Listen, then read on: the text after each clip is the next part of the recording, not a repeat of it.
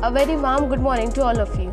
I am Jayashree Sahu of class 11th of PM Shri Jawaharlal Navodaya Vidyalaya SUNY, and I am honored to express my views on my vision of India in 2047. India, the word itself holds so much emotion, past and trust of its native. Many invaders came and looted the asset of India, leaving it in most pathetic situation. The only real asset that they couldn't loot were the knowledge and potential of its people, and with that potential and cooperation, India emerged as the global power in present times.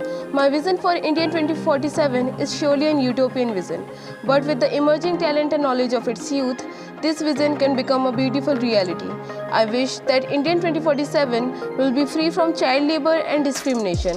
Every child must provide with quality education and will have various career opportunities so that they can pursue their true passion. Opening numerous schools isn't the solution. Instead, there should be improvement in the quality of education provided. I wish that each citizen of India should feel safe in its own country. The day when any girl can walk freely and safely in the roads of India, that day India will be considered as truly developed nation.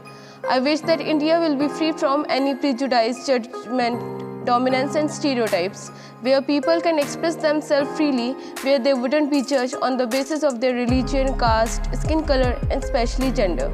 Instead of their own potential and talent.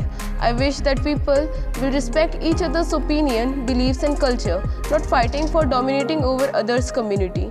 I wish that people will not be ashamed of their own culture and history, where they can proudly say that they belong to India.